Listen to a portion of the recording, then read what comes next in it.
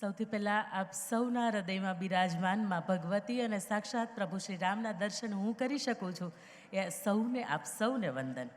મંચ ઉપર ઉપસ્થિત તમામ દાતાશ્રીઓ કે જેઓ દેશ વિદેશથી આપણી વચ્ચે પધાર્યા છીએ, જે અહીંયાના કમિટી મેમ્બરો છે, આપ સૌ વહાલા વિદ્યાર્થીઓ, સૌ શિક્ષકગણ, એથી વિશેષ કે જેમણે આ સંસ્થા ઉપર એક વિશ્વાસ મૂક્યો છે એવા વિદ્યાર્થી સાથે વાલીગણો, આપ સૌનું અત્રે લેવા પટેલ સમાજની અંદર અને લેવા પટેલ સમાજની દીકરી થઈને જ્યારે આપ સૌનું સ્વાગત કરું છું ત્યારે સહૃદય ગર્વની લાગણી અનુભવું છું. અને સૌથી પહેલાં વાત કરવી છે ત્યારે ખૂબ મજાના બે શબ્દો મને ખૂબ ગમ્યા. મેં પહેલી વખત કદાચ દીકરીઓ માટે કે દીકરાના સંકુલ શાળા માટે સાંભળ્યા છે કે પહેલું કે રતનધામ અને બીજું કે સૂરજધામ.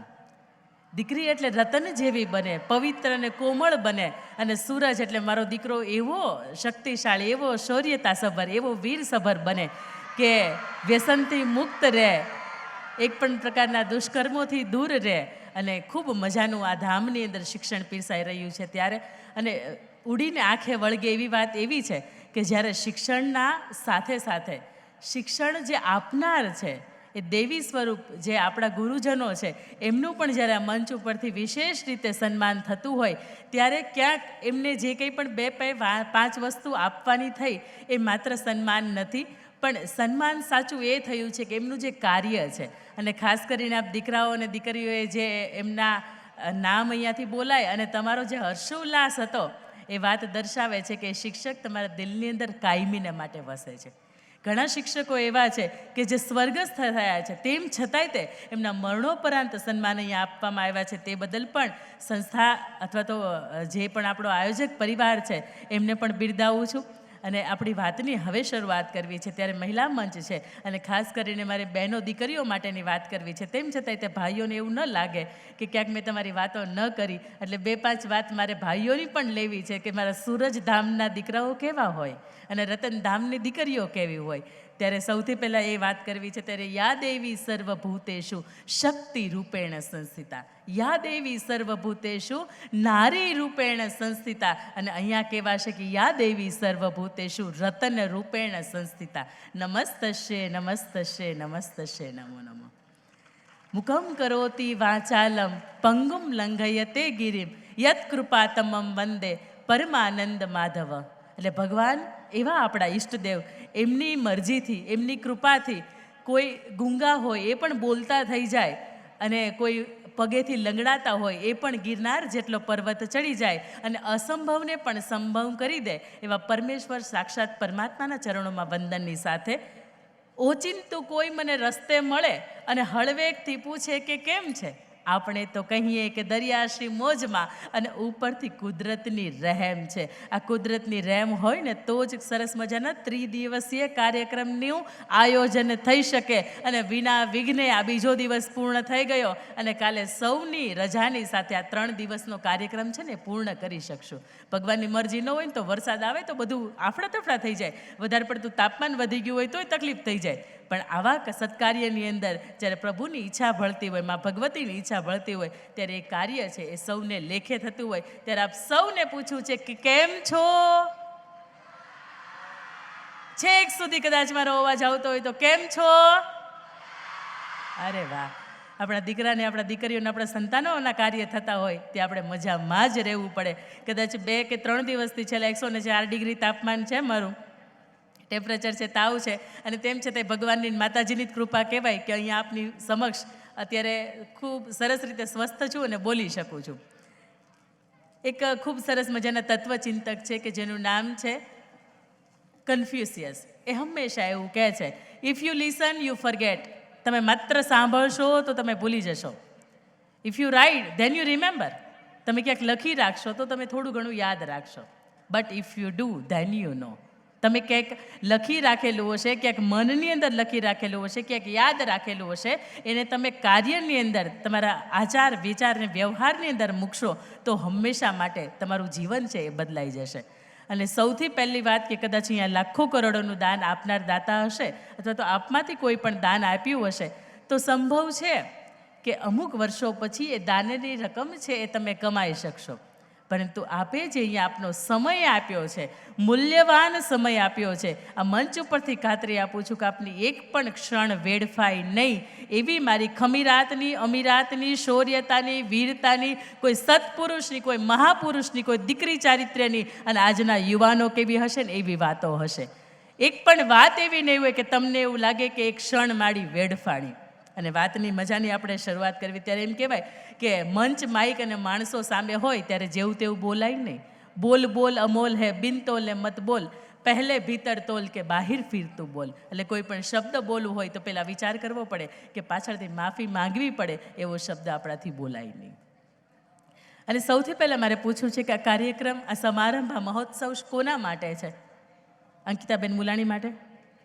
હા કે ના? આ જો આપણી બાજુનું છે ને 2-વે કમ્યુનિકેશન છે. હું એકલી બોલીશ તો મને એમ લાગશે કે અહીંયા સાઉન્ડ સિસ્ટમ છે ને એમની જ સાથે હું વાત કરું છું, કારણ કે એ નજીકમાં દેખાય. અને આ બાજુ દાતાશ્રીઓ અને મારા મુખ્ય વડીલો, એમની સાથે હું વાત કરું છું. આપના તરફથી પણ મને ભવ્ય રિસ્પોન્સ મળશે તો વધારે મજા આવશે આપણને. આ કાર્યક્રમ કોના માટે છે? આ સમારંભ, આ ઉત્સવ, આ મહોત્સવ કોના માટે છે? આ શિક્ષકો હમણાં સન્માનિત થયા એમના માટે નહીં. આ કાર્યક્રમ આપણા પોતાના માટે છે. અને એવું સમજીને આપણે સૌ અહીંયા ઉપસ્થિત રહ્યા છો ત્યારે આપ સૌનો જમણો હાથ ઉપર કરો. સૌનો, જે વ્યક્તિ મને સાંભળે છે, ઊભા હોય, બેઠા હોય, ખુરશીમાંથી નીચે ઉતરવાની કે અહીંથી ભાગી જવાની, સભા મંડપ છોડીને જવાની તૈયારી કરતા હોય, બધા જ વ્યક્તિ જમણો હાથ ઉપર કર્યો, એને પાછળ લઈ જાઓ. હવે એને તમારું પીઠ છે ને, પીઠ એને 3 વખત તપતપાવો, 1, 2 અને 3. એટલા માટે કે તમે સમયસર અમારા પહેલાંય ઉપસ્થિત રહ્યા છો, તમે તમારું છે એવું સમજીને બેઠા છો. નહીં તો સવારનો કાર્યક્રમ હોય ને તો આપણે જોઈએ ને તો સવારમાં 9 વાગ્યામાં સંખ્યા હોય ને એની કરતાં 11:30 વાગે વધી જાય. એટલા માટે ઘણાને એવું હોય કે આપણે જમવા જ જવાનું છે. અને બપોર પછીના સેશન હોય ને એમાં તે 6, 6:30નો સમય સારે સમાપન થવાનું આવે ને ત્યારે વધી જાય. ઘણાને એવું હોય કે આપણે માત્ર જમવા જ જવાનું છે. પણ આ કાર્યક્રમ તમારા માટે છે, આપણા બાળકો માટે છે, આપણા હિત માટે છે. આપણે કંઈક એવા સત્કર્મો કર્યા છે કે જેને વધાવવા માટે છે. અને એથી વિશેષ કે સરદાર પટેલ અહીંયા જે આપણે છત્રાલયની જે વિદ્યાર્થીને આ જે ભવનો ચાલે છે એમની આજે રજત જયંતિ છે અને નવા 2 શૈક્ષણિક સંકુલનું ધામનું આજે જ્યારે લોકાર્પણ છે ત્યારે એ પ્રસંગની અંદર આપની વચ્ચે મજાની વાતો કરતાં સહજ ઘર અનુભવાય છે. ત્યારે વાતની શરૂઆત કરવી છે. પહેલાં એક નાનકડી વાતથી મારે શરૂઆત કરવી છે કે અહીંયા દીકરા અને દીકરીઓ બેઠીને એવી એક નાનકડી તોફાની 4થું ભણતી એક દીકરી હોય અને એ દીકરી ખૂબ તોફાની હોય. એ દીકરીને કેળવણી કોને કહેવાય એ ખબર નહીં. ગવર્મેન્ટ શાળાની અંદર ભણે એટલે એમના પિતાશ્રી એવું વિચારે કે મારી દીકરીને હું ગામડામાંથી કોઈ સારા ક્ષેત્રની અંદર કે કોઈ સારા શહેરની અંદર ભણવા માટે મોકલું. એમના નાના ભાઈ એટલે દીકરીના અંકલ હોય એ ત્યાં રહેતા હોય શહેરની અંદર કે દીકરીને 5મા ધોરણથી શહેરની અંદર ભણવા મોકલે. 5મા ધોરણની અંદર દીકરી પહેલી વખત શહેર જોવે, પહેલી વખત હાઈ રાઇઝ બિલ્ડિંગ જોવે, પહેલી વખત મોટા મોટા સમારંભના ગેટ જોવે, પહેલી વખત એમ કહેવાય કે મોટી મોટી કોર્પોરેટ ઓફિસ જોવે. એટલે દીકરીને એમ થાય કે ઓહો, હું તો આખી અલગ જ દુનિયામાં આવી ગઈ છું. એ દીકરીને એક પણ જાતની કેળવણી નહીં. કોઈના બપોર વચ્ચે ડોરબેલની સ્વિચ વગાડે તો જુએ કે ઉપરવાળા બેન કેમ બહાર આવે છે, નીચે સ્વિચ વાગે ને ઉપરવાળા બેન કેમ બહાર આવે છે.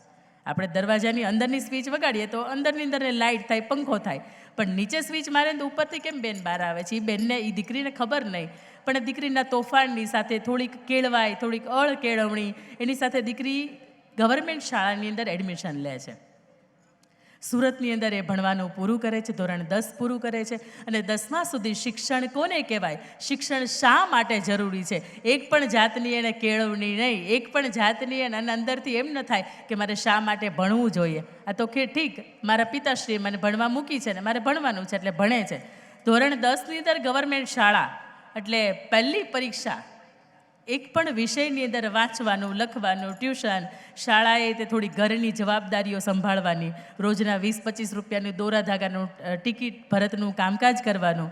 અને એથી વિશેષ કે એ જેના ઘરે રહેતી હતી એમના ઘરે એના નાના નાના દીકરાઓ હતા એને સાચવવાના. અને એ દીકરી ક્યારેક શાળાએ જઈ શકે, ન જઈ શકે. અને આવી હાલતની અંદર ધોરણ 10ની પહેલી પરીક્ષા આવે છે. પહેલી પરીક્ષા એટલે ધોરણ ગણિતની અંદર, વિજ્ઞાનની અંદર, ઇંગ્લિશની અંદર ખૂબ વીક. અને ગણિતની અંદર 50માંથી 0, 100માંથી 0, 70માંથી 0. એમ કહેવાય કે ગણિતની અંદર એ ઘણી મહેનત કરે પણ ક્યાંક એને યાદ ન રહે, ક્યાંક એને ગવર્મેન્ટની શાળામાંથી એવું શિક્ષણ નહોતું પ્રાપ્ત થયું કે જેના લીધે આ ટકાવારીની સાથે આ દીકરી નાપાસ થતી હતી. એક વખત એના પિતાશ્રીએ કહ્યું કે બેટા મારે દીકરો હોય તોય તું છે, અને દીકરી હોય તોય તું છે. બેટા ભણે નહીં તો મારી ના નથી, પણ કદાચ ભવિષ્યમાં એવું સાસરું મળે, એવો પાર્ટનર મળે કે તારી સામે એ પણ અભણ હોય, તો દુનિયાની અંદર ચાલવું બેટા ખૂબ અઘરું પડે. એટલે માત્ર ટકાવારી પાસ થાય ને એટલી તો તારે ભણવું પડશે. પછી એ દીકરીને બધા જ એવું કે તું નાપાસ થાય, તું ફેલ થાઈશ, પણ એ દીકરીને અંદરથી એ પિતાશ્રીની વાત લાગી જાય છે કે નહીં, કોઈ પણ સંજોગોની અંદર હું ટકાવારી પાસ થાઉં એટલી તો હું લાવીશ જ તે. દીકરી રાતે સ્ટ્રીટ લાઇટની અંદર વાંચે છે, રાત્રે પોતે બાથરૂમની લાઇટ ચાલુ કરે એની અંદર વાંચે છે કે કોઈ વ્યક્તિ ડિસ્ટર્બ ન થાય. અને ખૂબ સામાન્ય પરિવારમાંથી આ જીવતી દીકરી ધોરણ 10ની પરીક્ષા આપે છે અને આખરે 55.54% સાથે પાસ થાય છે. કદાચ દુનિયાની માટે 55% હશે, પણ એ દીકરી માટે 95% આવ્યા હોય એવો ક્યાંક અનુભવ હતો. એ પછી એ પિતાશ્રીને એવું થાય છે કે આ દીકરીને મેં ખોટી બહારના શહેરની અંદર મૂકી છે, હવે એ ડાઈ થઈ ગઈ છે, સમજણી થઈ ગઈ છે, થોડીક જવાબદાર થઈ ગઈ છે, અને ભણવું શા માટે જોઈએ એ પણ એની થોડીક જવાબદારીની ભાન થઈ છે. તો હું એમ કરું કે એની મારી પાસે લઈ લો. દીકરીના પિતાશ્રી ધોરણ 11ની અંદર એડમિશન લેવાનું વિચારે છે. દીકરીના પિતાશ્રીએ BSc અધૂરું છોડેલું પરિવારની જવાબદારીના લીધે, કે જેના લીધે એના પિતાશ્રીને એમ કે મારી દીકરી સાયન્સ કરે. મારો વિચાર હતો કે ડૉક્ટર બને, પણ એ દીકરી માત્ર 55% લાવેલી, સાયન્સની અંદર તો 0 આવે. એટલે કોઈ પણ સંજોગોની અંદર દીકરી ડૉક્ટર બની શકે એવી ક્યાંક એ લાયકાત નહોતી ધરાવતી. એથી વિશેષ કે ધોરણ 11ની અંદર જ્યાં કોમર્સની અંદર એડમિશન લેવાનું નક્કી કર્યું, ત્યારે શાળા કે પરિવાર એવું કહે છે કે માત્ર 65% હોય અથવા તો એનાથી વધારે હોય એવા જ વિદ્યાર્થીઓને અમે તેજસ્વી બાળકોને એડમિશન અહીંયા આપીએ છીએ.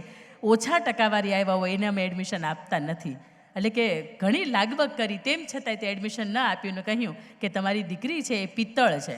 સોનું હોય તો કોઈના અંગનું આભૂષણ બની શકાય, પણ તું પિત્તળ હોય ને તો એને ખાલી બેડા જ બનવું પડે, એના ઘરના વાસણ જ બનવું પડે. આ વાત ક્યાંક એ દીકરીને સ્પર્શી જાય છે. ધોરણ 11ની અંદર બીજી સંસ્થાની અંદર 11મું ને 12મું ધોરણ પૂર્ણ કરે છે, અને એ પછી 12મા પછી જે ફરીથી પહેલી સંસ્થાની અંદર એને ભણવું હતું એ સંસ્થાની અંદર એડમિશન લે છે. એટલે 1 થી 12 ગુજરાતી મીડિયમ અને ડાયરેક્ટ કોલેજ એટલે ઇંગ્લિશ મીડિયમ ફરીથી ક્યાંક જજુમે છે. 12મા ધોરણની અંદર 70% સાથે એ પાસ થાય છે. એટલે BBAની અંદર એડમિશન લે છે, અને BBAની અંદર એડમિશન લીધા પછી ઇંગ્લિશની સાથે થોડીક લડે છે, જજુમે છે, પણ તું જીતે છે. ધોરણ એમ કહેવાય કે FY, SY ને TY પૂર્ણ કર્યા પછી એ કોલેજની અંદર 4th રેન્ક પ્રાપ્ત કરે છે, MBA કરે છે, અને MBAની અંદર પણ કોલેજ 2nd આવે છે. એ પછી લગ્ન થાય છે.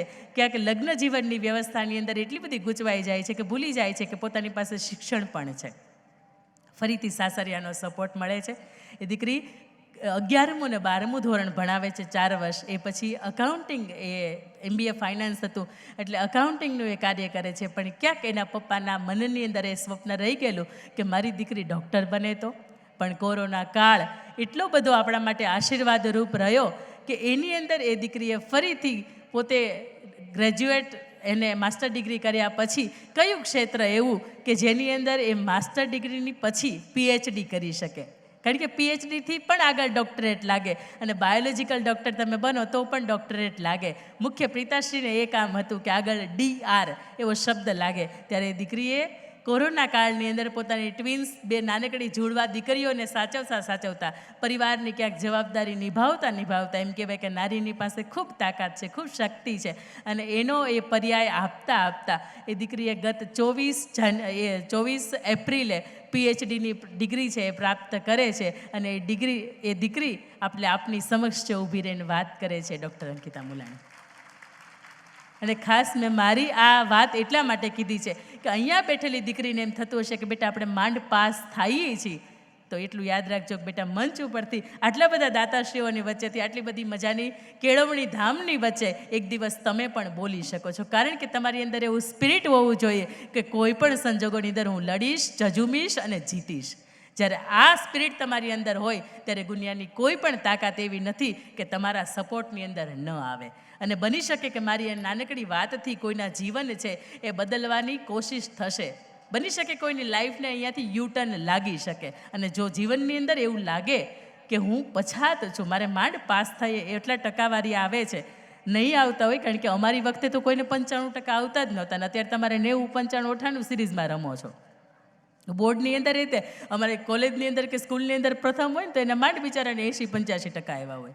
પણ અત્યારે ભગવાનની ને શિક્ષકોની મહેરબાની સારી છે કે તમને ટકાવારી સારી આપે છે, પણ એમ છતાંય કેવું છે કે કોઈને એવું લાગતું હોય કે આપણે નહીં કરી શકીએ, આ વિષયની અંદર પાસ નહીં થવાય, તો બેટા માત્ર પાસ થાવ ને એટલી મહેનત કરજો, પણ એટલી મહેનત કરજો કે નાપાસ ન થાવ. કારણ કે મા બાપે બહુ મહેનત કરી હોય, ત્યારે તમારી ફીસ ભરી હોય, અને એ ફીને જ્યારે એક વર્ષના અંતે આપણે વાળીએ નહીં, ત્યારે મા બાપ આપણને કંઈ કહેતા નથી, પણ એની ફીઝની ઉપર એનો રાત દિવસ એને જે મહેનત કરી છે એની ઉપર ક્યાંક આપણે પાણી ફેરવી દઈએ છીએ, એવી હાલતમાં આપણે મૂકી દઈએ છીએ.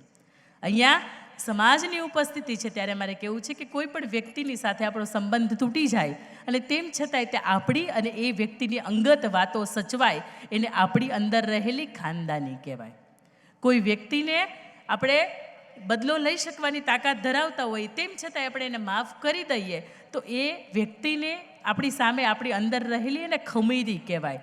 અને એનાથી વિશેષ કે સત્યના પક્ષે તમે ન્યાય આપો. એક બાજુ તમારું કોઈ પારકું ઊભું હોય ને એક બાજુ તમારું કોઈ પોતાનું ઊભું હોય, અને એનામાં સાચું કોણ છે ને ખોટું કોણ છે, તમે સત્યપ્રિય બનો, તો એને તમારી અંદર રહેલી ખુમારી કહેવાય. અને જ્યારે તમારે ખાઈને ખાવાના થતા હોય ને તેમ છતાંય હજારો હાથવાળાએ થોડુંક આપણને આપ્યું છે અને આપણે થોડુંક આપણા સમાજ માટે આપીએ, આવી જ્યારે નીતિ આપણી અંદર હોય ત્યારે એને આપણી અંદર રહેલી દાતારી કહેવાય. આ ખમીરી, ખુમારી, દાતારી અને ખાનદાની જે લેવા પટેલ સમાજ, જે પાટીદાર સમાજની અંદર છલોછલ ભરી છે, ફરીથી એ પાટીદાર સમાજ મારી અહીંયા શ્રોતાજન તરીકે ઉપસ્થિત થયો છે. ફરીથી આપ સૌના ચરણોમાં નતમસ્તક વંદન. અને વંદનની વાત આવે છે ત્યારે આ મંચ ઉપરથી 7 વ્યક્તિને આજે એકનો ઉમેરો થાય છે મારી ભાષામાં, કે 7 વ્યક્તિને વિશેષ વંદન કરવા છે. પહેલાં વંદન હું હંમેશા વ્હાઇટ મિલિટરી ફોજ એવા શબ્દ વાપરું છું કે આપણા પૂજ્ય વડીલો, એમાં બા પણ આવે ને દાદા પણ આવે, કે જેમના થકી આપણા સંસ્કારનું સિંચન થયું છે. એ ન હોત, એની કેળવણી આપણને ન હોત, તો ક્યાંક આપણી અંદર પણ એ જુસ્સો એ ન આવત કે જેના લીધે આપણે ગર્વભેર સમાજની વચ્ચે ઊભા રહી શક્યા હોત. બીજા વંદન એ દરેક પિતાશ્રીને કે જેણે કાળી મજૂરી કરી છે, ઠંડુ ટિફિન પણ ખાધું છે કારણ કે પોતાનો પરિવાર ગરમા ગરમ જમી શકે.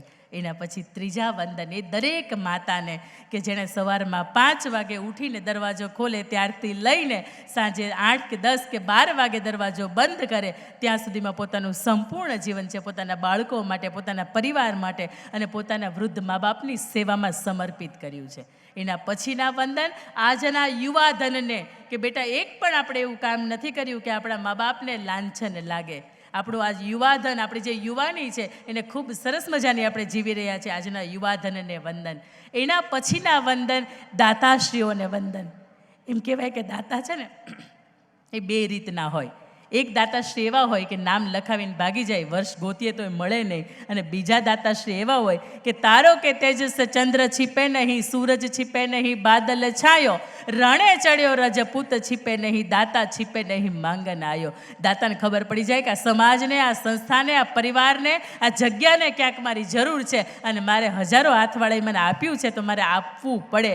એવા દાતાશ્રીઓ છે, એમને પણ નતમસ્તક વંદન. અને એના પછીના વંદન આયોજક સમિતિને. કેટલા સમયથી કદાચ બેન કેન્યાથી ને ભાઈ કેન્યાથી તો હમણાં આવ્યા હશે, પણ અહીંયા જે આયોજન સમિતિ તમારી હશે, જે કાર્યકરો કામ કરી રહ્યા છે, એ દરેક વ્યક્તિ કદાચ છેલ્લા 1-2 મહિનાથી રાત દિવસ સૂતા પણ નહીં હોય અને અહીંયા કામ કરી રહ્યા છે. તેમ છતાં આયોજનની અંદર વિઘ્ન નાખવાવાળા ઘણા એવું કહેતા હોય કે આજ પહેલું ઝુમર ત્યાં ને એ ફિટ કર્યું હોત ને તો સારું હતું. ઘણા હોય આવું કહેતા હોય, પણ માતાઓ બહેનો અહીંયા બેઠા હશે ને ખબર હશે કે જ્યારે આપણે દૂધ દોઈએ, આપણે ભેંસને કે ગાયને આપણે આંચળ આપણે પકડીને દૂધ દોઈએ, કદાચ દીકરીઓને આ બાબતનો અનુભવ નહીં હોય, પણ માતાઓ બહેનો જ્યારે દૂધ દોવે ત્યારે એની અંદર ઈતડી નામની એક નાની જીવાત હોય. દોવાની શરૂઆત થાય ને ત્યારે ઈતડી નીચે ન આવે, દૂધ આવતું હોય ને એ બાજુ ન આવે, એ ઉપર જતી રહે. કેમ ભાઈ?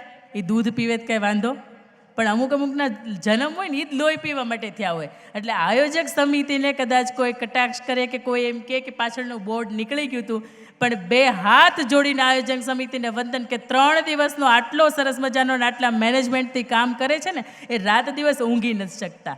ફરીથી એક વખત તાળીઓ મારા માટે નહીં પણ એમના માટે પાડો કે એમના મેનેજમેન્ટ છે ને એમને વંદન છે.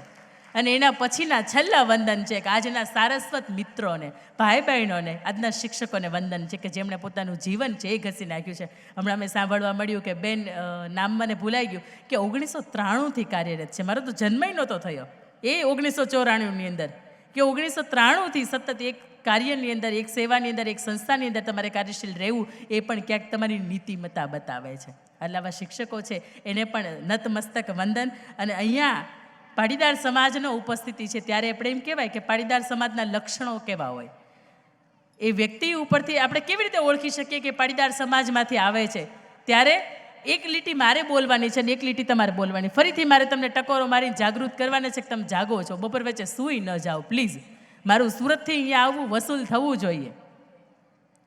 સૌથી પહેલી વાત, સરળ જ્યાં સૌનો સ્વભાવ ઈ પાટીદાર સમાજ. બોલો,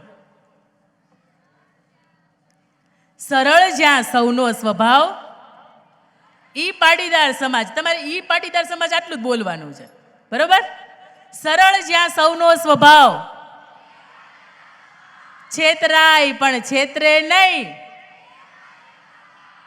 બધા આની અંદર કદાચ જોડાશે ને તો વધારે મજા આવશે. મોદી સાહેબ બોલવા ઉપર, તાળી પાડવા ઉપર ક્યાંય ટેક્સ નથી મૂક્યો. પ્રામાણિકતા જેની ઓળખ, સંતોષી ને બુદ્ધિશાળી. બહેનો તરફથી બોલે અહીંયા મને કોઈ વાંધો નહીં આવે. અહીંયા કોઈ બેઠા હશો ને એના કાનની અંદર ધાક નહીં પડે. ફરીથી કહું છું કે આપ આની અંદર જોડાવશો તો વધારે મજા આવશે, કારણ કે આપણો જ સમાજ છે ને, આપણે જ વિષયની વિશે વાતો કરવી છે કે આપણા સમાજના લક્ષણો શું છે. પરસ્પર ખૂબ સંપ અને સહકાર, ખાનદાની, ખમીરી, ખુમારી ને દાતારી, જેના લોહીની અંદર છલોછલ, પરસેવો પાડીને જે ખાય, કોઠા સૂઝમાં જેને કોઈ પૂગે નહીં, જેના યુવાનો રાષ્ટ્ર માટે ખપી જાય, જે બોલ્યા પછી ફરે નહીં, જે દિલ ખોલીને દાન આપે, જેની વાણીને વર્તનમાં વજન પડે, જે વડીલોનો પડ્યો બોલ ઝીલે, જે સમાજની વિરુદ્ધ કદી જાય નહીં, જેની સ્ત્રી કદી મર્યાદા ન ઓળંગે અને જેના પુરુષ કદી વ્યસનથી નાતો તોડે, ઈ પાટીદાર સમાજ. આપને ગર્વ નથી થતો કે પાટીદાર સમાજ સાંભળવા વાળો નથી બેઠો? આ ગર્વની વાત છે. અને દાન અલગારીએ, તખતદાન રોહડિયાએ લખ્યું છે કે કણબીની જાત એટલે કોણ? ખેડૂતના પુત્ર એટલે કે કોણ? કે ઝાંઝવાના જળની પાછળ પડે નહીં, ઈ કણબીની જાત. અને કલ્પનાને ઘોડે ચડે નહીં, ઈ કણબીની જાત. પોતાની મહેનતના પરસેવાનું બનાવીને અમૃત, આખી જિંદગીમાં કોઈ દી કોઈને નડે નહીં, ઈ કણબીની જાત. એક વખત તમારા માટે તાલી પાડો તો. મને એવું લાગે તમે સૂતા છો, મજા નથી આવતી? હા કે ના? હા, મજા આવે છે ને? તો આપણે ચાલુ રાખીએ, નકર આપણો નેક્સ્ટ કાર્યક્રમ ચાલુ કરીએ આપણે પાછો બીજો. હા, તો વાંધો નહીં. અને ખાસ હવે દીકરીઓ માટે વાત ઉપર જવું છે ત્યારે મહાપુરુષોએ ખૂબ મજાની વાત કરી છે કે કદાચ આ દેશનો, આ સમાજનો, આ હિન્દુસ્તાનનો પુરુષ પોતાનો માર્ગ ભૂલશે તો ચાલશે, હજી ચાલશે, આ સમાજ એને ચલાવી લેશે. પણ આ દેશની વીરાંગના, આ દેશની સ્ત્રી કદી જો એની મર્યાદા ચૂકી તો કદાચ હિન્દુસ્તાનનો નકશો છે ને એ પણ ભૂસાઈ જશે.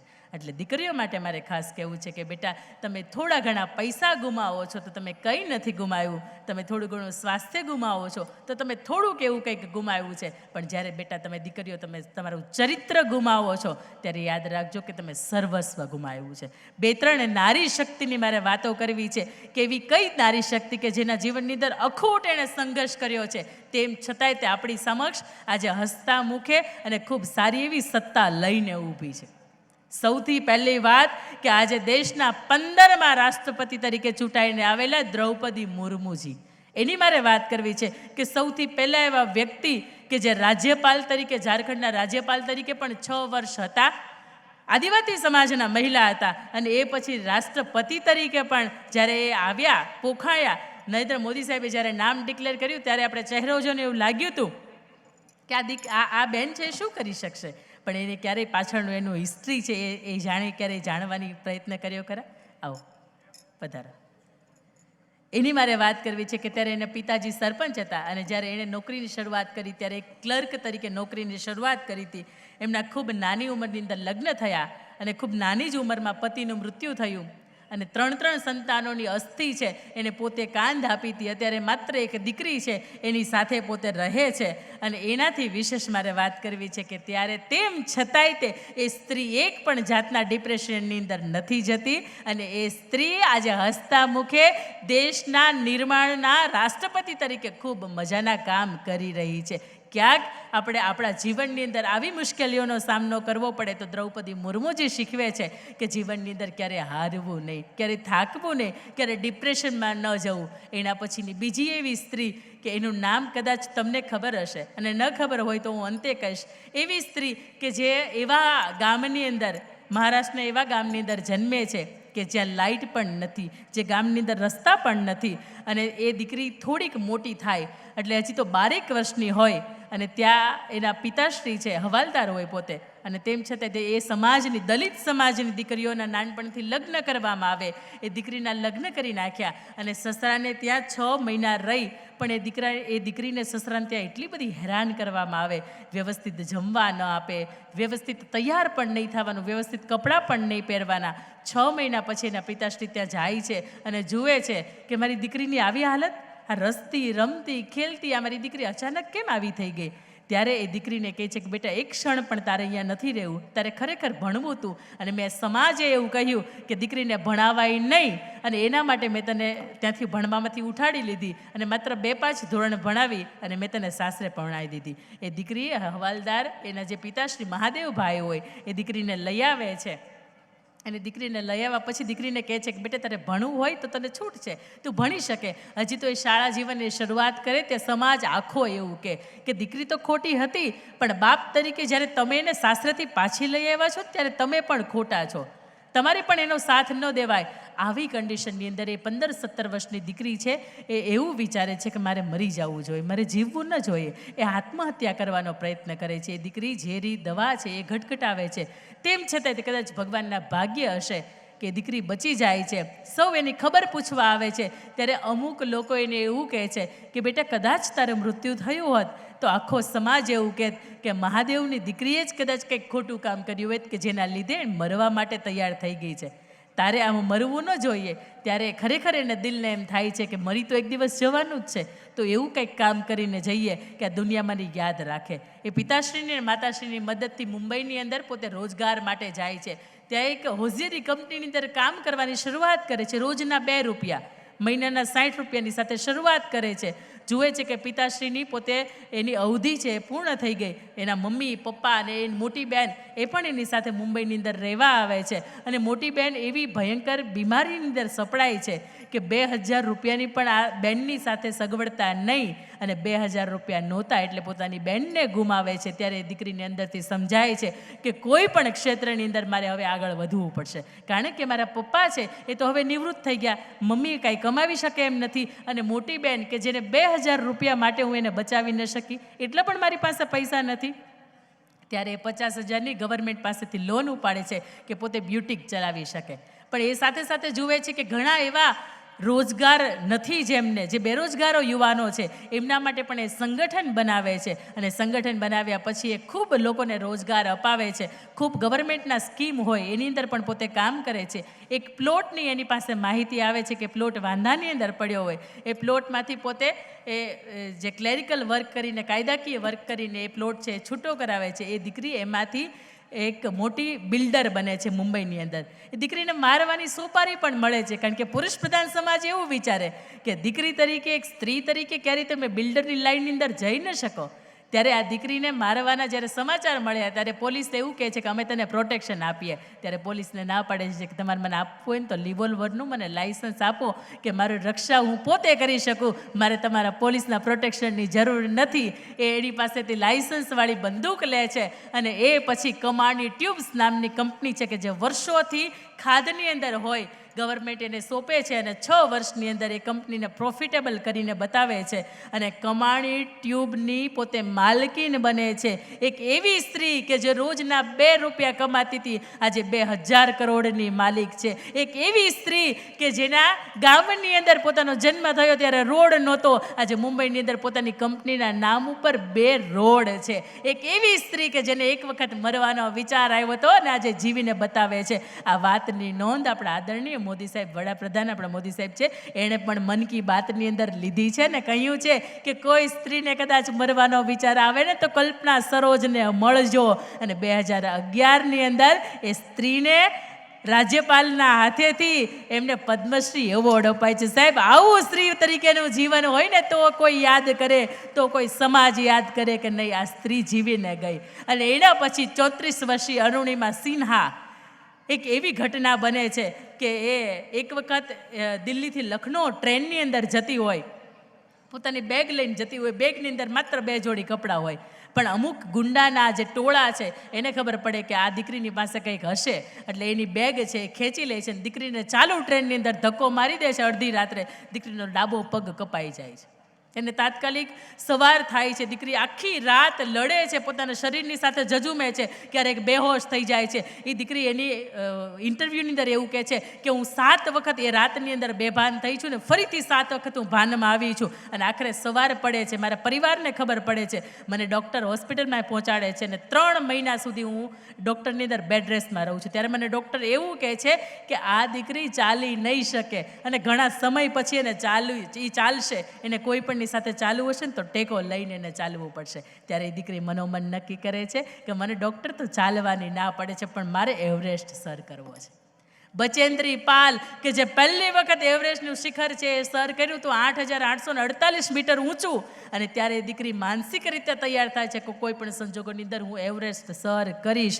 2011ની અંદર આ એક પગ ગુમાવે છે. એ કેટલોય દીકરીએ સંઘર્ષ કર્યો છે કે મેં 2013ની અંદર એ દીકરી 8,848 મીટર ઉપર એવરેસ્ટ છે એ ચડે છે અને એક પગની પોતે એક પણ હાજરી પણ નથી હતી. અને આ દીકરીને પણ 34 વર્ષની ઉંમરે એને પદ્મશ્રી એવોર્ડથી સન્માનિત કરવામાં આવે છે. ત્યારે સ્ત્રી તરીકેનું જીવન કંઈક આવું હોય.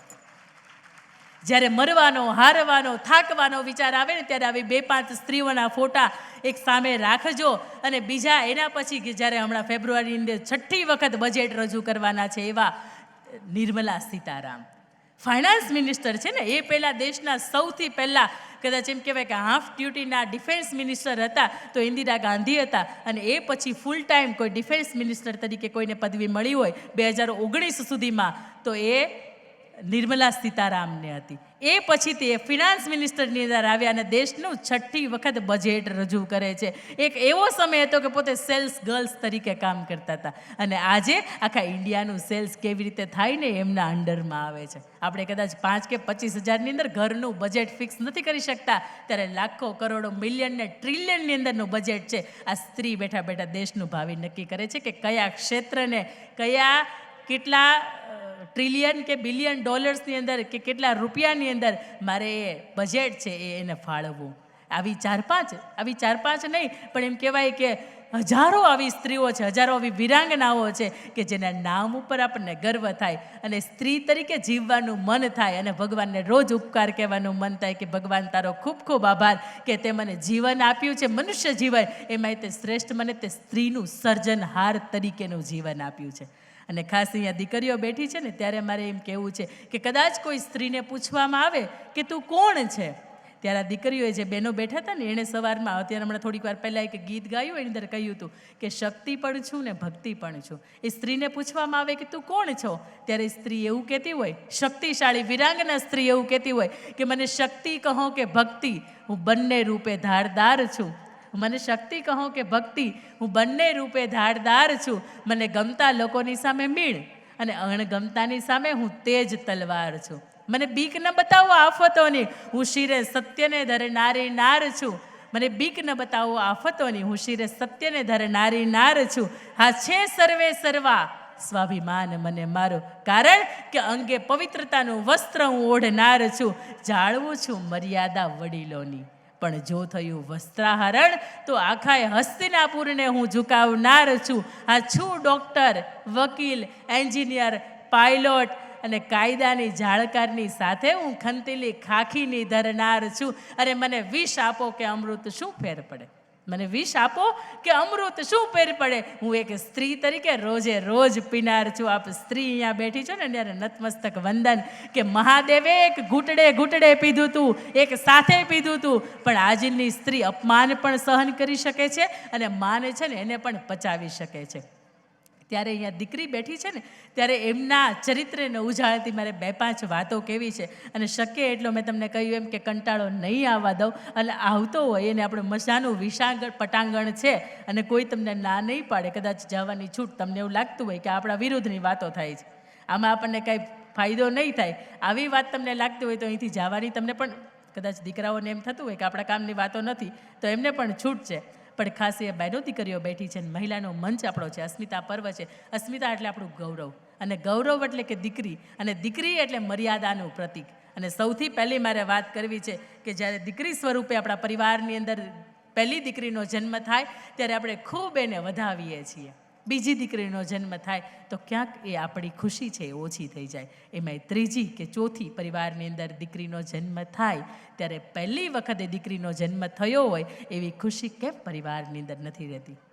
દીકરી એના ભાગ્યનું લઈને આવે છે. અને આજ સુધીમાં મેં ક્યારેય એવું નથી જોયું કે દીકરીનો બાપ છે એની માથે 25-50 લાખનું દેવું થઈ ગયું હોય. કારણ કે દીકરીને જ્યારે ભગવાન આ ધરતી ઉપર મોકલે ને ત્યારે ભગવાન એવું કહેતા હોય કે બેટા ચિંતા નહીં કરતી, તારા બાપનું ધ્યાન હું રાખીશ. અને દીકરાને અહીંયા મોકલે ને ત્યારે એવું કહેતા હોય કે બેટા ચિંતા ન કરતો, તું મોટો થા ને તને એટલી હું હિંમત આપીશ કે તારા બાપનું ધ્યાન તું રાખી શકે.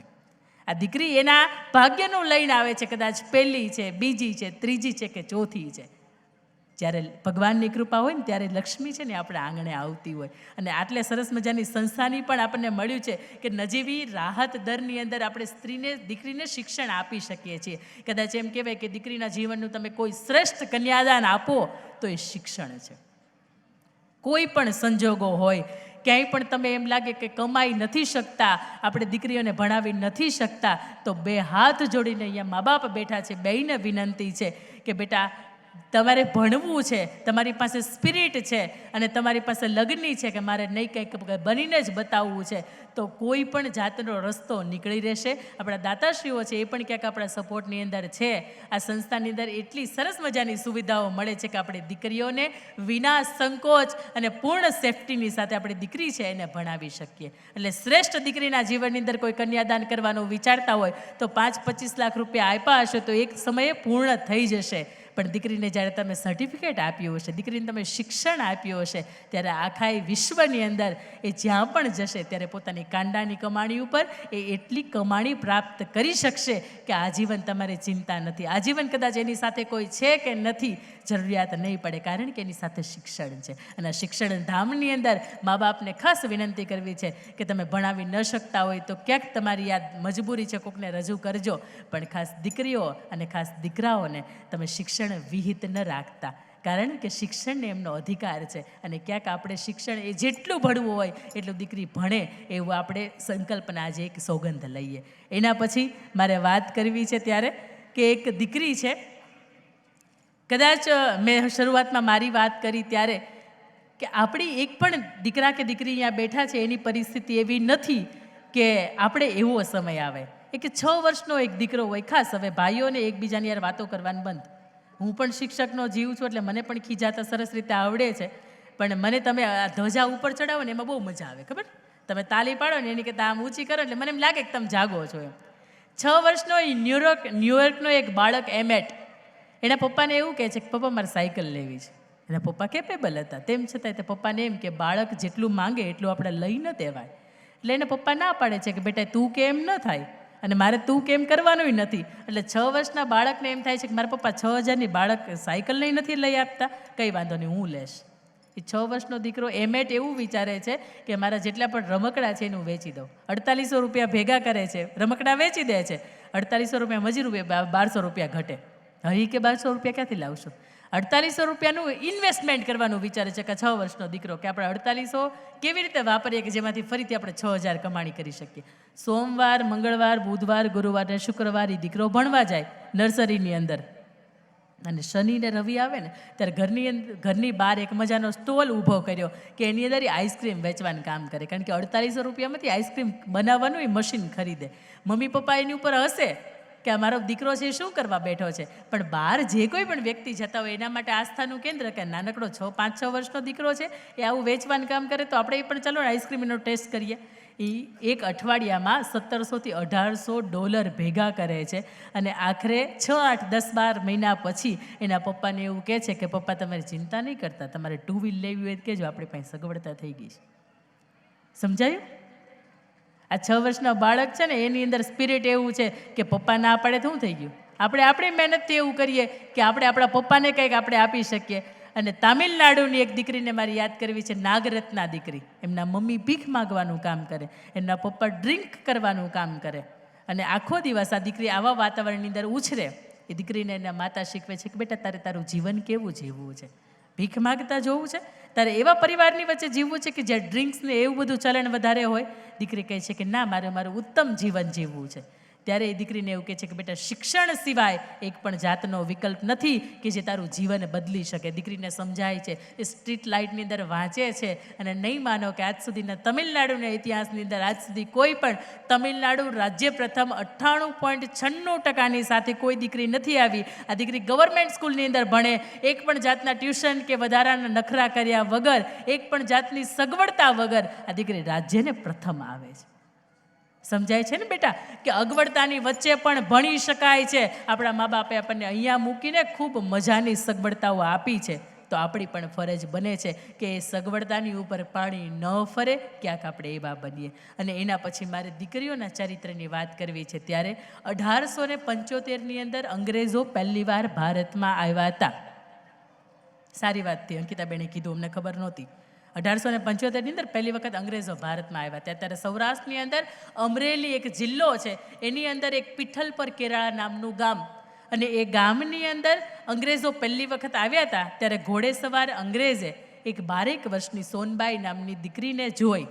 દીકરી રૂપનો અંબાર, અને ભગવાને ખૂબ નવરાશના સમયની અંદર એને ઘડેલી કે દીકરીને જોઈને પેલો અંગ્રેજ અધિકારીને એમ થાય કે આ દીકરી સાથે મારે લગ્ન કરવા છે. આ દીકરીની ઉપર એ મોહિત થઈ ગયો, એટલે નીચે ઉતરીને દીકરીનું ખાલી આમ કરી આમ બાવડું પકડ્યું. એણે બાવડું પકડ્યું એટલે પેલી દીકરીનો મગજ હટી ગયો, મગજનો જે એનો પારો હતો આસમાન ઉપર પહોંચી ગયો, અને મગજ માથાની ઉપર એણે એક ગોળી મૂકી હતી. ગોળી એટલે એક પિત્તળનું વાસણ કે જેની અંદર 10, 15 કે 20 લીટર કે 5 લીટર જેટલું પાણી સમાઈ શકે. નદીએથી જ્યારે ઘરે ભરવાનું હોય ત્યારે કે 15 લીટરની ગોળી હતી. પેલો અંગ્રેજ અધિકારી એને ફરફરથી મારી, પેલો અંગ્રેજ અધિકારી બેહોશ થઈ ગયો.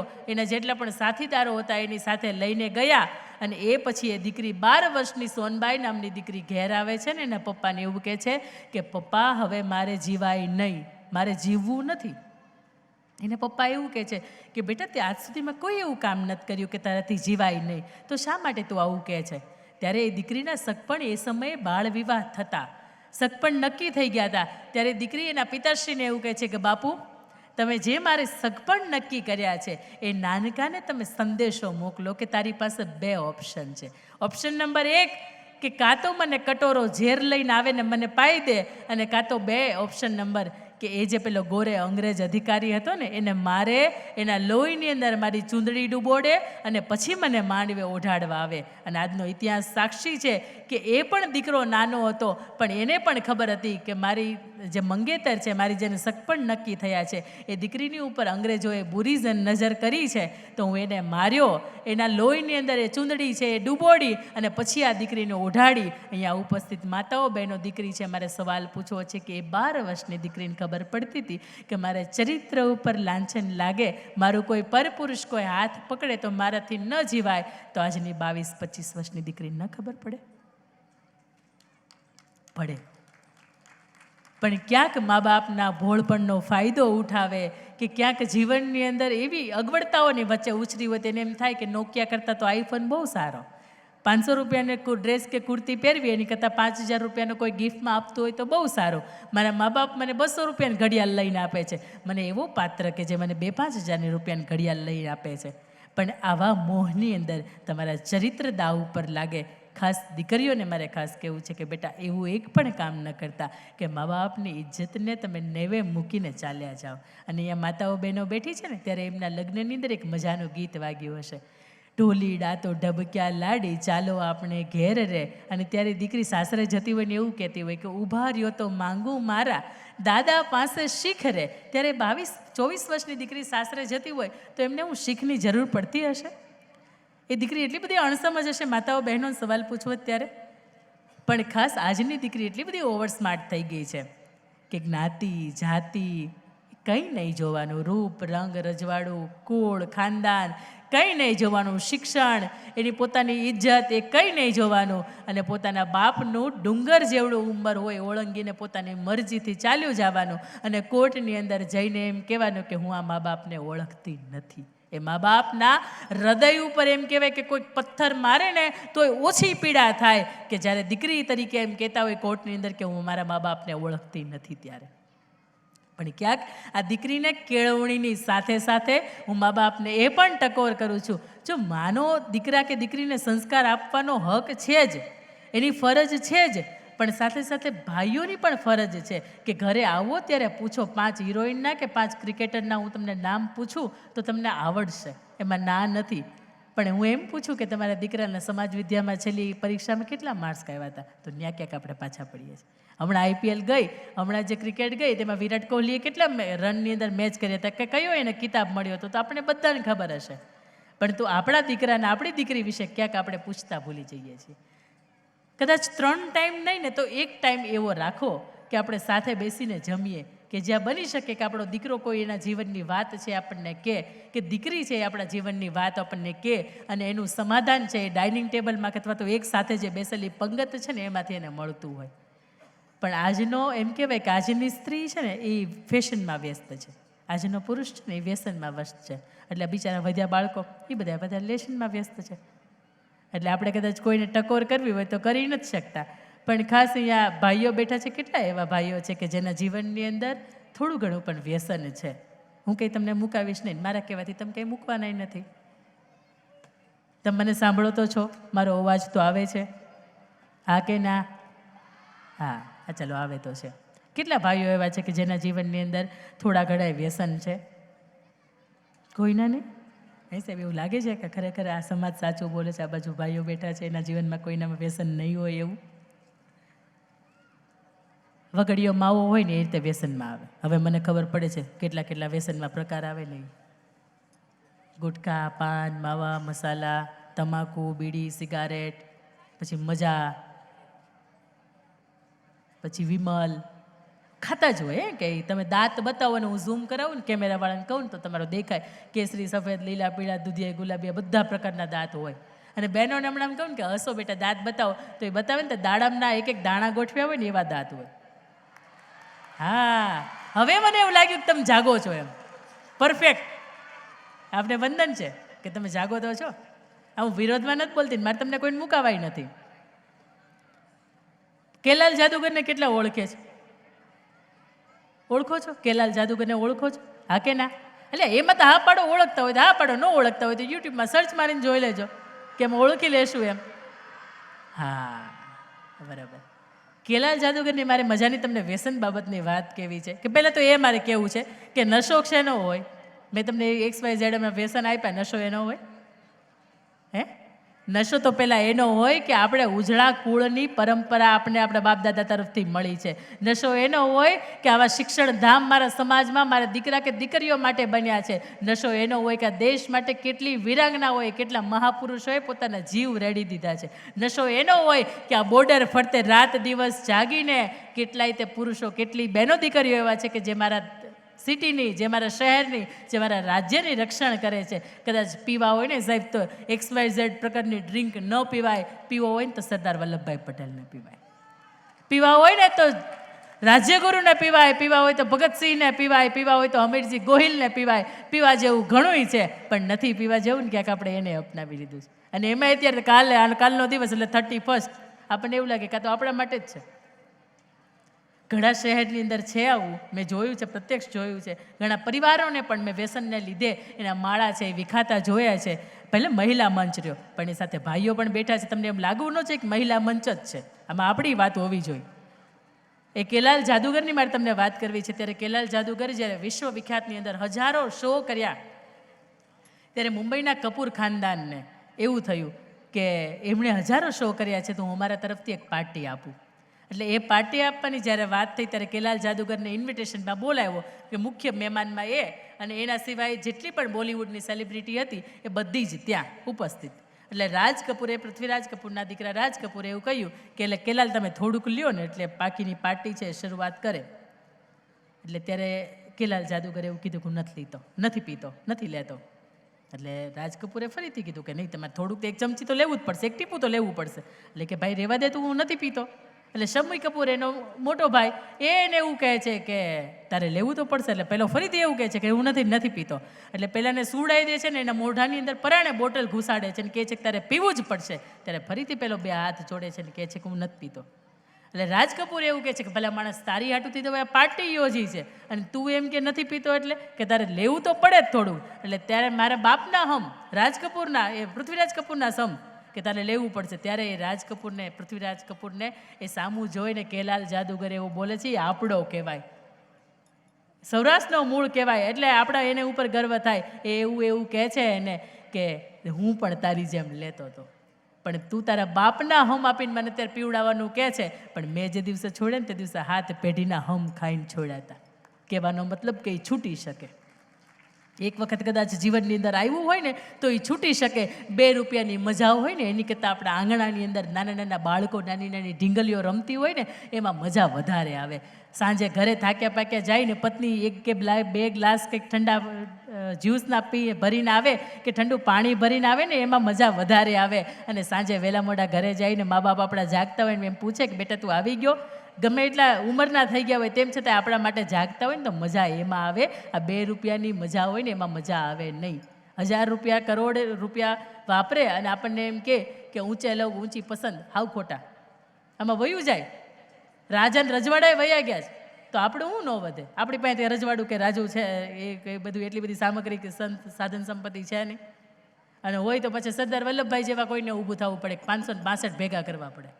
એટલે આપણી પાસે આવું કંઈ છે નહીં. એટલે ખાસ સરદાર સાહેબની મૂર્તિને એટલા માટે ખાસ વંદન કે એ જ્યારે દેહાંતના સમયે માત્ર 6 ફૂટના હતા, પણ આજે કેવડિયા કોલોની ખાતે 597 ફૂટના ઊભા છે ને એનું ચારિત્ર બોલે છે ને નીતિમત્તા બોલે છે. અને એ જ્યારે ગયા ત્યારે ગજવાની અંદર માત્ર 300 રૂપિયા હતા અને આજે ભારત સરકાર એને 3000 કરોડના ખર્ચે આપણી વચ્ચે ઊભા છે ને ત્યારે એની નીતિમત્તા બોલે છે. એ જ્યારે વિધુર થયા ને ત્યારે માત્ર 33 વર્ષની ઉંમર હતી અને 75 વર્ષ જીવ્યા. એટલે 46 વર્ષના ઉંમરકાળની અંદર એક પણ સ્ત્રીની સાથે એનું જીવન જોડાયું હોય, એનું નામ જોડાયું હોય એવું નહોતું. નાની નાની દીકરી મણિબેન અને નાનો દીકરો ડાયોભાઈ, એને બેયને સાચવતા સાચવતા કહ્યું હતું કે હું બીજા લગ્ન નહીં કરું. મારા ભાઈ માટે તો કે પાસપોર્ટ આપી દઈશ, કે મારા ભાઈને ભણાવવા માટે હું વિદેશ મોકલીશ. અને કોઈ એને પૂછ્યું કે ભાઈ માટે પાસપોર્ટ આપી દીધો? ત્યારે એણે કહ્યું હતું કે ભાઈ માટે પાસપોર્ટ નહીં, ભલા મારા પ્રાણ પણ આપવા હોય ને તો આ સરદાર પટેલ આપી દે. આપણે એટલા માટે એને ગૌરવથી યાદ કરીએ છીએ, એટલા માટે આપણે એના નામ ઉપર આપણે કહી શકીએ છીએ કે હું પટેલનો ને પાટીદારનો દીકરો છું. અને સૌથી છેલ્લી મારે બહેનો દીકરીઓ માટેની વાત કરવી છે. ત્યારે એક સ્ત્રી તરીકે કેવી હોય સ્ત્રીની ઓળખ, સ્ત્રી શું કરી શકે? તમે એક ચિત્ર જોયું હશે કે એક સ્ત્રી ઊભી હોય અને 2 હાથ આવી રીતના હોય અને પાછળ એના હજારો હાથ હોય. એક હાથની અંદર કદાચ એણે લેપટોપ પકડ્યું હશે, એક હાથે ઇન્જેક્શન હશે, એક હાથે ચમચો કે તવો પકડ્યો હશે અને એક હાથે બાળકની આંગળી ઝાલીને પણ એ ઊભી હોય. આવું શક્તિ સ્વરૂપા છે. એ માત્ર સ્ત્રીને સન્માન મળ્યું છે. ત્યારે સ્ત્રી એવું કહે છે કે હું કુખમાં રહું છું અને કુખમાં રાખી શકું છું. ભલે નથી ભગવાન તો પણ હું જન્મ આપી શકું છું. છે મારામાં તાકાત કે આ દેશને હું વીર આપી શકું છું. ભલે રહું હું અભણ પણ મારા સંતાનોને હું જિંદગીના પાઠ શીખવી શકું છું. જરા અમથું સ્મિત મળે તો હું 16 કળાએ ખીલી શકું છું. ભલે ના વાપરું મોંઘા હું પ્રસાદનો, તેમ છતાંય હું સુંદર લાગી શકું છું. પરણીને ભલે આવી હું પારકી, પણ પોતાના પારકા હોય એને પણ હું પોતાના બનાવી શકું છું.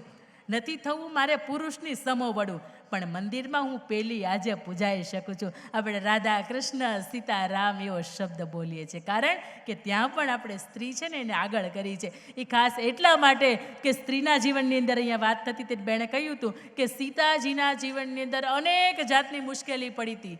દીકરીને ખૂબ મોટા મહેલ જોઈને આપ્યા હતા, અને તેમ છતાંય તે મુશ્કેલીઓનો સામનો કરતાં કરતાં જ્યારે સીતાજી જમીનની અંદર ગર્ભની અંદર ઉતર્યા ત્યારે એણે 2 હાથ જોડીને શ્રી રામ પ્રભુ ભગવાનને એવું કહ્યું હતું કે ત્વમેવ ભર્તા નચ વિપ્રયોગ, કે જન્મો જન્મ મળો તો માત્ર તમે જ મારા પતિ થઈને મળો. આવું જીવન હોય ને તો પુરુષને હોંકારો હોય કે નહીં, મારી પત્ની મળી છે, મારી અર્ધાંગના મળી છે ને તો આવી મળી છે. મહારાણા પ્રતાપ કે જ્યારે ચહેરો એનો ઝાંખો પડે અને 2 હાથની પોતાને તલવાર હોય ને ચેતક ઘોડો લઈને ચાલ્યા આવતા હોય, ત્યારે એમના પત્ની અજબદે પવાર જોવે ને તો એને એવું કહે, મહારાણા થાકી ગયા હોય ને તો આ 2 તલવાર મને આપી દો, ચેતક ઘોડો મને આપી દો, આજે પણ મેવાડને પાછીથી બેઠું કરવાની તાકાત મારી અંદર છે. આવા હોંકારા હોય ને ત્યારે પુરુષને એમ થાય કે જીવનની કોઈ પણ પરિસ્થિતિ આવશે પણ મારી પત્ની, મારી અર્ધાંગને મારો સાથ નહીં છોડે. એક પત્ની તરીકે આવું જો દાંપત્ય જીવન હોય ને તો ખરેખર મા બાપે આપેલા સંસ્કારો છે ને એ આપણે ઉજળા કરી બતાવ્યા કહેવાય. અને સૌથી છેલ્લી વાત મારે લેવી છે ત્યારે કે દુનિયાની અંદર એક સ્ત્રી તરીકે ઘણી વખત હારતી હોય, ઘણી વખત થાકતી હોય. એને મેં હમણાં વાત કરી હતી એમ કે કલ્પના સરોજ એને વિચાર આવ્યો હતો કે મારે ન જીવવું જોઈએ. આવી સ્ત્રી, હજારો સ્ત્રી સાંજ સુધીમાં દુનિયાના અપમાનથી, કે ઘર પરિવારના ત્રાસથી, કે ક્યાંક અમુક ઉંમરે સંતાનોને ન રાખે છે એના પણ ત્રાસથી, સદ્ધર કુટુંબ છે એની વાત નથી, પણ તેમ છતાંય તે દુનિયાના લાંછનથી સ્ત્રી એવું નક્કી કરે છે કે મારે જીવવું નથી. કદાચ ભગવાનની દયાથી મને એક પ્રેરણા થઈ છે કે હું છું વિરાંગના, આવું અભિયાન હું ચલાવું છું કે જે અભિયાનની અંતર્ગત એક પણ જાતનું ડોનેશન કે એવું કંઈ હોતું નથી, પણ માત્ર સ્ત્રી તરીકે એક સ્ત્રીના જીવનની અંદર એક સ્પિરિટ ભરું છું કે કોઈ પણ સંજોગોની અંદર આપણે જીવવું પડશે. આપણું જીવન છે એ કોઈને અર્પણ કરવું પડશે. એક સ્ત્રી તરીકે જ્યારે સ્ત્રીની દુશ્મન હોય એ વાતને હું અહીંયા ખોટી સાબિત કરું છું. અને આપ જેટલી પણ બહેનો મને સાંભળો છો, જેટલી પણ દીકરીઓ સાંભળો છો, આપ સૌને વિનંતી કે આપ આપની જગ્યાએ ઊભા થાઓ. ક્યારનો તમને આશકારો થાય કે કોઈ માંડ ઊભા કર્યા. જેટલી પણ બહેનો દીકરીઓ મને સાંભળે છે, મંચસ્થ મહેમાનો કદાચ આની અંદર જોડાય તો સૌભાગ્યની વાત છે. બહેનો દીકરીઓને જ્યાં મને સાંભળે છે, જેટલા પણ સ્ત્રી પાત્ર છે મને સાંભળે છે, દરેક વ્યક્તિ પોતાની જગ્યાએ ઊભા થાય. પોતાની પાસે ફોન છે, જેમની પાસે ફોન છે એની ફ્લેશ લાઇટ ચાલુ કરો. એની મજાની આપણે ફ્લેશ લાઇટ ચાલુ કરીએ. ચાલો. નહીં, ભાઈઓને નહીં. તમે સક્ષમ છો ને, આ શક્તિઓની અંદર બળ તો તમે પૂરો છો, પણ ક્યાંક તોય અમારી શક્તિઓ હારે છે કે અમારે જીવવું નથી, આવો વિચાર આવે છે. જેટલા બહેનોની પાસે મોબાઈલ છે એની ફ્લેશ લાઇટ ચાલુ કરો. જમણો હાથની અંદર ફોન ને જમણો હાથને ઉપર લઈ જાઓ. 1.5 મિનિટ માટે હવે તમારે આવી રીતને ઊભું રહેવાનું છે. હું બોલીશ નહીં, તમારે સામે બોલવાનું છે. અને મહેરબાની ફરીથી પ્લીઝ મારો સાથ આપજો. અને હવે આ ભાઈઓ માટેનું નથી, ખાલી બહેનો માટેનું છે. અને મહિલા મંચ તો જ સાર્થક કહેવાશે કે હું જેટલી એ મોટા અવાજથી બોલું છું ને તો સામે તમે મોટા અવાજથી મને પ્રતિકાર આપો. તમારો ડાબો હાથ છે હૃદય ઉપર, ડાબો હાથ હૃદય ઉપર થોડીક વ્યવસ્થા કરી દેશો. હાથમાં ન હોય ને તો તમારી પાસે ફ્લેગ છે, ઝંડા છે ને, હા ઉઠાવો. આપણી પાસે કંઈક હોવું જોઈએ. હા, ખાલો હાથ ઉકામીને રાખવો જોઈએ. વાહ, તમને અહીંથી નહીં દેખાય કે આ દ્રશ્ય કેવું લાગે છે, પણ અહીંથી મહાનુભાવોને, અહીંયા મંચસ્થ મહેમાનોને ખબર છે કે આ દ્રશ્ય કેવું લાગે. સાક્ષાત એમ કહેવાય ને કે 16 કળાએ જગદંબા ધરતી ઉપર આપણા નોંધ લેવા માટે માં ખોડિયાર આવી હોય, માં ઉમિયા માતા આવ્યા હોય, એવું કંઈક દેખાતું હોય. ત્યારે મારે એક મજાનો સંકલ્પ અને એક સોગંદ લેવડાવવો છે તમારી પાસેથી. હું જે શબ્દ બોલું એ મોટા અવાજથી આખાય ભુજને ખબર પડે એટલા મોટા અવાજથી આપે આપની જગ્યાએ બોલવાનો છે. ફરીથી આપની વ્યવસ્થાની અંદર ગોઠવાઈ જાઓ. આપણો ડાબો હાથ છે એ હૃદય ઉપર અને જમણો હાથ છે એ ફોન લઈને ઉપર અથવા તો તમારો ફ્લેગ લઈને ઉપર. હવે ભાઈઓ માત્ર સાંભળો. આત્મહત્યા એ અંતિમ ઓપ્શન નથી. હું શક્તિ સ્વરૂપા છું અને મારી શક્તિ સામે ત્રિલોક નમે છે. તો જગની કોઈ પરિસ્થિતિ એવી નથી કે જે મને નમાવી શકે. હું સાક્ષાત લક્ષ્મી સ્વરૂપા, દેશની આર્ય નારી, વિશ્વના પવિત્ર મંચ ઉપરથી આ શિક્ષણ ધામના આંગણે મારા હૃદયમાં બિરાજમાન ભગવાનની સાક્ષીએ હું સોગંદ અને સંકલ્પ લઉં છું કે મારી સામે દુનિયાની કોઈ પણ વિકટ પરિસ્થિતિ આવશે, હું હારીશ નહીં, હું થાકીશ નહીં, હું ઝઝુમીશ, હું લડીશ અને એ પરિસ્થિતિનો હસતા હસતા સામનો કરીશ. હું આત્મહત્યા કોઈ પણ સંજોગોમાં નહીં કરું. મારા જીવનનું કોઈ કારણ નહીં બચે તો હું મારું સમગ્ર જીવન મારા સંતાનોને, મારા પરિવારને, મારા સમાજને, મારા રાષ્ટ્રને અથવા કોઈ નિરાધારને સમર્પિત કરીશ. એક સ્ત્રી તરીકે અન્ય સ્ત્રીના જીવનમાં આવતી મુશ્કેલીઓ સામે લડવા માટે મદદરૂપ થઈશ અને મારા અંતિમ શ્વાસ સુધીમાં હું એક કાર્ય ચોક્કસ એવું કરીશ કે મારા સમાજને, મારા પરિવારને, મારા રાષ્ટ્રને મારી ઉપર ગર્વ થાય અને હું શક્તિ છું, સમસ્યા મારો પર્યાય છે. આપ સૌનો ખૂબ ખૂબ આભાર કે એક સરસ મજાની આ સોગંદની અંદર આપ જોડાયા છો, સંકલ્પની અંદર જોડાયા છો અને જેમ તમે ઝૂમો છો એવી જ મસ્તીથી તમે ઝઝૂમો, જેમ તમે લડો છો એવી જ મસ્તીથી આજીવન તમારું સંઘર્ષભર્યું જીવન છે એ કંડારો. અને મારી સાથે આપ સૌ વ્યક્તિ બોલશો મોટેથી, ભારત માતા કી.